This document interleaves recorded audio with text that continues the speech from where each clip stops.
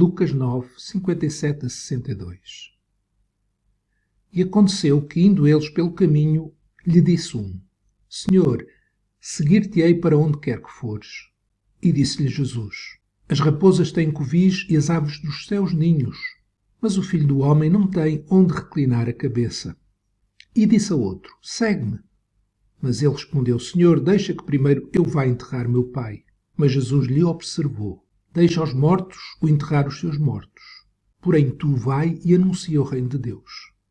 Disse também outro: Senhor, eu te seguirei, mas deixa-me despedir primeiro dos que estão em minha casa. E Jesus lhe disse: Ninguém que lança mão do arado e olha para trás é apto para o reino de Deus.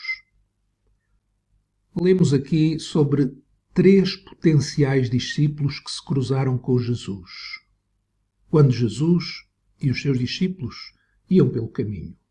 Aconteceu que, indo eles pelo caminho, um disse a Jesus que o seguia para onde quer que ele fosse, o outro foi Jesus que convidou a segui-lo, e um terceiro que também disse ao Senhor Jesus que o seguiria, mas primeiro queria despedir-se dos que estão em casa. Aqui temos o primeiro potencial discípulo.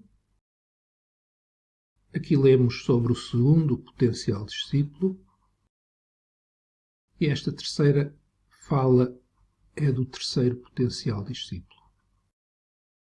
Cada um deles foi confrontado por Jesus, um para deixar o seu conforto, a sua pátria. O outro foi confrontado por Jesus para deixar o Pai, as riquezas do Pai, e o terceiro foi confrontado por Jesus para deixar a sua parentela. Estes 3 homens foram confrontados por Jesus da mesma forma como Abraão foi chamado por Deus. Abraão foi chamado por Deus para deixar também sua pátria. Gênesis 12, 1. Ora, o Senhor disse a Abraão: sai da tua terra, sua pátria, deixar a sua parentela e deixar também a casa do seu pai, para a terra que o Senhor lhe ia mostrar. Deus pediu a Abraão para deixar o seu conforto, sua terra, deixar a casa do seu pai, com todas as suas riquezas, e deixar a sua parentela, da mesma forma que o Senhor Jesus, ele estava a pedir a cada um destes homens para deixarem o seu conforto, para deixarem as suas riquezas. Não é que o pai deste homem tivesse morrido e ele tinha de ir ao funeral, não era isso. Mas ele queria esperar até que o seu pai morresse e ficar com as riquezas. E Jesus estava a dizer a este terceiro homem, potencial discípulo, para o amar mais a ele do que ao pai ou à mãe. Seguir Jesus não pode ser algo que é feito com base apenas na emoção, que é o que vemos aqui neste primeiro e terceiro potencial discípulo. Seguir a Jesus nunca pode ser algo que é feito levianamente, pois seguir a Jesus implica deixar tudo o que Ele pedir para deixarmos, nomeadamente o nosso conforto, as nossas riquezas e os nossos ídolos.